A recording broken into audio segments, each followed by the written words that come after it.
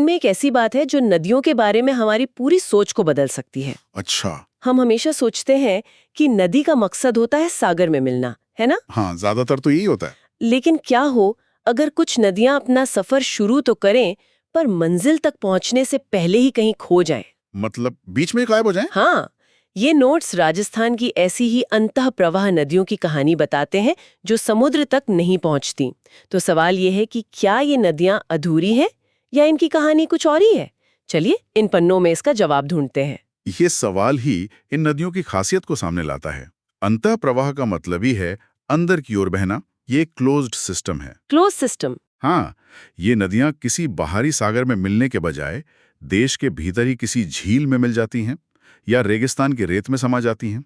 राजस्थान जैसे सूखे प्रदेश के लिए ये नदियां जीवन का एक अनोखा मॉडल हैं, जहां पानी का हर बूंद उसी जमीन के काम आता है जहां वो बहता है।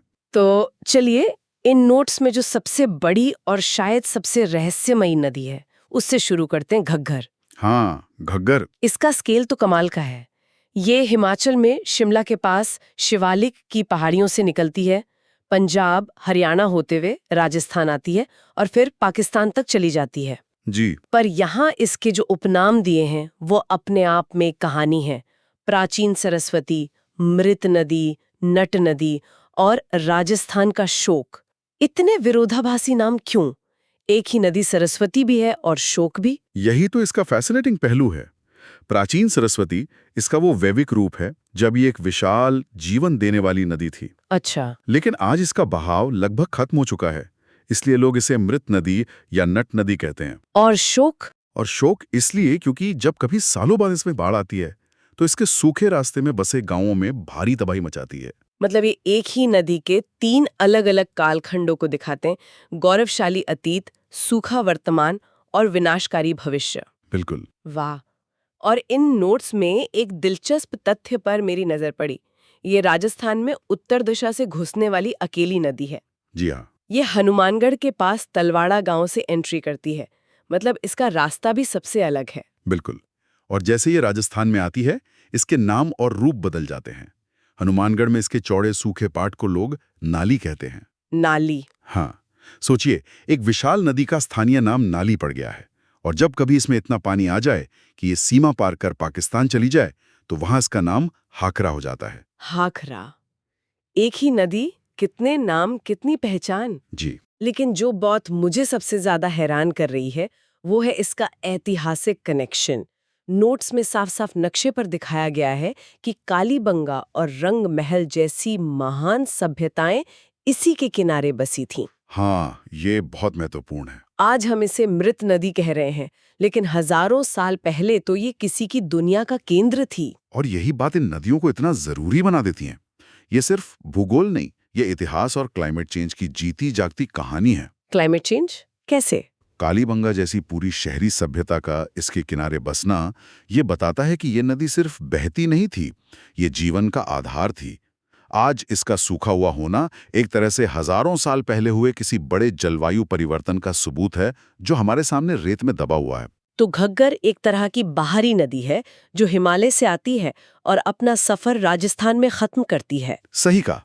लेकिन इन नोट्स में एक ऐसी नदी का भी नक्शा है जो यहीं की मिट्टी से निकलती है और यहीं खो जाती है। कांथली नदी।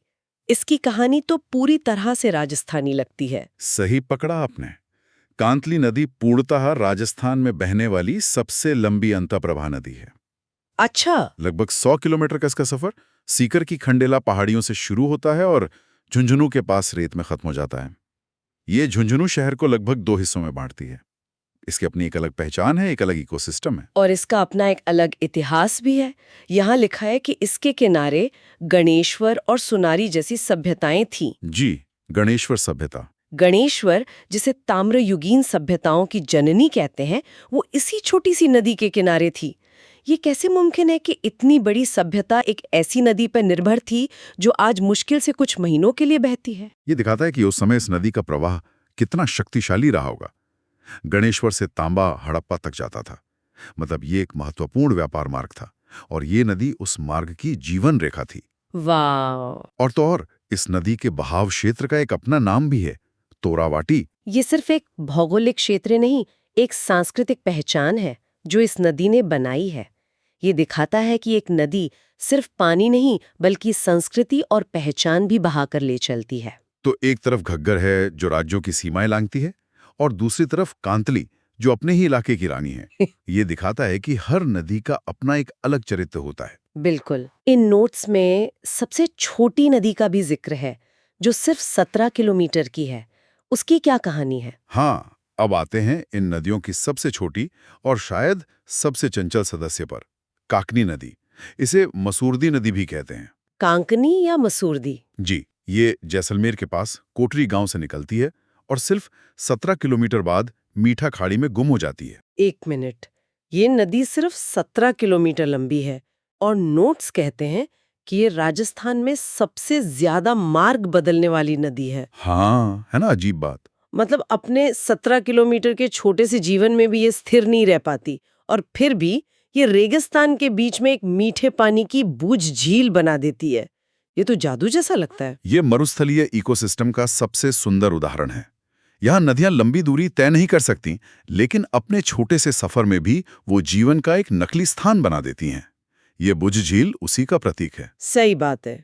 ये नदी हमें सिखाती है कि प्रभाव डालने के लिए आकार या लंबाई मायने नहीं रखती, बल्कि नीयत रखती है। इन नोट्स में साबी नदी के बारे में एक बड़ा अजीब किस्सा लिखा है। अकबर वाला? हाँ, कि मुगल सम्राट अकबर ने इस पर पुल बनाने की कोशिश की और नाकाम रहे। अकबर उनके लिए क्या मुश्किल था? ये कोई अमेज़न नदी तो थी नहीं। ऐसा क्या था इस नदी में? ये कहानी इस नदी के चरित्र को दर्शाती है। साबी नदी जयपुर के पास सेवर की पहाड़ियों से निकलती है और हरियाणा में पटौदी के पास खत्म हो जाती है। ये अपने तेज और विनाशकारी बहाव के लिए जानी जाती थी। विनाशकारी? हाँ, जब इसमें बाढ़ आती थी तो ये सब कुछ बहा ले जाती थी। इसीलिए अकबर जैसा सम्राट भी इस पर पुल नहीं बनवा सका। और यहाँ एक कहावत भी लिखी है, अकबर बांधी न बंधु न रेवाड़ी जाऊं, कोठ तला कर निकलूं, साबी नाम कहाऊं। जी, इसका मतलब तो ये हुआ कि नदी खुद अपना परिचय दे रही है। बिल्कुल। वो कह रही है, मैं अकबर के बांधने से भी नहीं बनती, मैं तो किलों को भी पार कर जाती हूँ, मेरा नाम साबी है। ये सिर्फ एक नदी की कहानी नहीं है, ये उस इलाके के मिजाज की कहानी है। मतलब कि हम किसी के काबू में नहीं आते। सम्राट के भी नहीं। वो कहावत आज भी वहां के लोग बड़े गर्व से सुनाते हैं। इतिहास और भूगोल का ऐसा संगम बहुत कम देखने को मिलता है। वाकई, ये नदियां तो अपनी कहानियां खुद कहती हैं। चलिए अब एक ऐसी नदी पर चलते हैं जिसे एक पूरे शहर की जान कहा जाता है। नोट्स में रूपारेल नदी को भरतपुर की जीवन रेखा लिखा गया है। हाँ, रूपारेल। ये अलवर की उदयनाथ पहाड़ियों से निकलकर भरतपुर में खत्म होती है, और इसे जीवन रेखा कहने की एक ठोस वजह है। क्या? ये भरतपुर में प्रसिद्ध मोती झील को भरती है, जो शहर के लिए पीने के पानी और सिंचाई का मुख्य स्रोत है। और यहाँ एक और दिलचस्प बात है, मोती झील से एक नहर निकलती है, सुजान गंगा नहर। हाँ, सुजान गंगा। जो सीधे लोहागढ़ के किले की खाई को भरती है। ये तो कमाल का वाटर मैनेजमेंट और डिफेंस स्ट्रैटेजी का कॉम्बिनेशन है। मतलब एक नदी न सिर्फ प्यास बुझा रही है, बल्कि शहर की सुरक्षा भी कर रही है। यही तो उस समय के शासकों की दूरदर्शिता थी। वे समझते थे कि जल ही सुरक्षा है, जल ही समृद्धि है। रूपारेल नदी का हर बूंद भरतपुर के जीवन और सुरक्षा से सीधे तौर पर जुड़ा था। अब एक ऐसी नदी पर आते हैं जिसका नाम सीधे पौराणिक कथाओं से जुड़ता है, बाणगंगा। अर्जुन की गंगा? हाँ, इसे अर्जुन की गंगा भी कहते हैं। कहानी तो यही है कि अर्जुन ने बाण मारकर इसे निकाला था। लेकिन यहाँ एक और शब्द है जो मुझे इंट्रिग कर रहा है, रुंडित नदी। इसका क्या मतलब है? रुंडित का मतलब होता है कटा हुआ, या जिसका सिर धड़ से अलग हो। अच्छा। इस नदी को ये नाम इसलिए दिया गया क्योंकि ये पहले यमुना नदी में जाकर मिलती थी, लेकिन धीरे धीरे इसका पानी कम होता गया और अब ये यमुना तक पहुंचने से पहले ही मैदानों में खत्म हो जाती है। तो जब कोई सहायक नदी अपनी मुख्य नदी तक पहुंचने का रास्ता भूल जाए तो उसे रुंडित नदी कहते हैं। मतलब ये एक और नदी है जो अपने अतीत की छाया मात्र रह गई है। ये भी एक तरह से जलवायु परिवर्तन का ही संकेत है। बिल्कुल। लेकिन इसका महत्व आज भी कम नहीं हुआ है। इन नोट्स में इस पर बने 2 बड़े बांधों का जिक्र है। एक तो अजान बांध जो भरतपुर में है। हाँ, और वो अजान बांध विश्व प्रसिद्ध केवलादेव घना पक्षी विहार के लिए पानी का मुख्य स्रोत है। अरे वाह, गढ़ बांध। इसके बारे में लिखा है कि यहाँ गुलाब की खेती इतनी होती है कि इसे ढूंढाड़ का पुष्कर कहते हैं। क्या खूबसूरत उपमा है ना?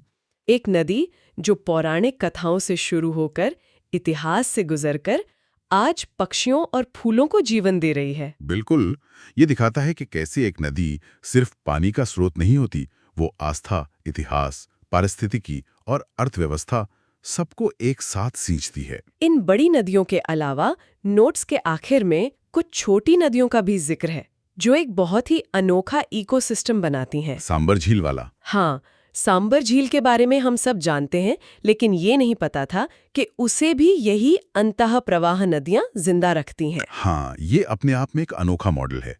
इन नोट्स के मुताबिक रूपनगढ़ नदी अजमेर के पास से निकलकर दक्षिण दिशा से सांबर झील में मिलती है और इसके किनारे निम्बार्क संप्रदाय की प्रमुख पीठ सलीमाबाद है। जी। और दूसरी तरफ से उत्तर से मेंथा नदी आती है, जो जयपुर के पास से निकलकर सांभर में मिलती है, और इसके किनारे जैनियों का प्रसिद्ध तीर्थ लूणवा है। बिल्कुल। मतलब दो अलग-अलग दिशाओं से दो छोटी नदियां आकर राजस्थान की सबसे बड़ी खारे पानी की झील को भरती हैं, और दोनों के किनारे आस्था के बड़े केंद्र हैं।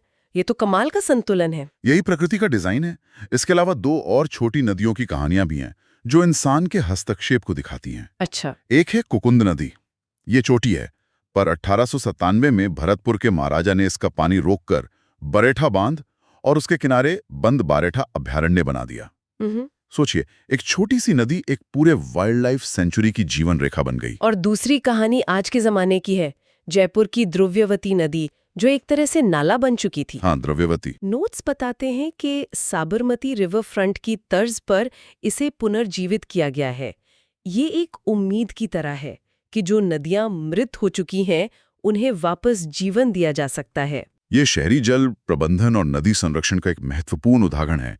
एक तरफ हम नदियों को मरते देख रहे हैं और दूसरी तरफ उन्हें बचाने की कोशिश भी कर रहे हैं। तो घग्गर की विशालता से लेकर काकनी की चंचलता तक हर नदी की अपनी एक शख्सियत है, अपनी एक कहानी है। सही बात है। ये भले ही समुद्र तक नहीं पहुंचती, पर ये राजस्थान के लिए शायद समुद्र से भी ज्यादा कीमती हैं। तो इन सब का मतलब क्या निकाला जाए? इसका सीधा मतलब ये है कि ये नदियां अपने आप में संपूर्ण हैं। इनका लक्ष्य सागर नहीं, बल्कि अपने आसपास की जमीन को जीवन देना है। अच्छा। ये हमें सिखाती हैं कि हर यात्रा का अंत महासागर में मिलना नहीं होता। कुछ यात्राएं रेगिस्तान में नखलिस्तान बनाने के लिए होती हैं। वाह। ये प्रकृति का वो सिद्धांत है जो कहता है जहां हो वहीं उपयोगी बनो। तो ये सोचना ही गलत है कि जो नदी समुद्र तक नहीं पहुंची वो अधूरी है। बिल्कुल। वो तो शायद अपना मकसद कहीं जल्दी और बेहतर तरीके से पूरा कर रही है। बिल्कुल। ये नदियां हमें सिखाती हैं कि मंजिल से ज्यादा महत्वपूर्ण सफर होता है, और उस सफर में वे अपने आसपास के क्षेत्र को कितना कुछ दे जाती हैं। इन नोट्स में बार बार घग्गर नदी को प्राचीन सरस्वती कहा गया है। एक ऐसी नदी जिसका वेदों में जिक्र है, लेकिन आज वो एक रहस्य है। हाँ, सरस्वती का रहस्य। एक गहरा सवाल छोड़ जाता है, क्या ये सभी अंतःप्रवाह नदियां जो आज या तो सूख रही हैं या अपना रास्ता बदल रही हैं, किसी समय की विशाल और गौरवशाली नदियों की भूली बिसरी यादें? और अगर ऐसा है, तो इनकी मौजूदा हालत हमें आने वाले कल के क्लाइमेट चेंज और जल संकट के बारे में क्या चेतावनी दे रही हैं?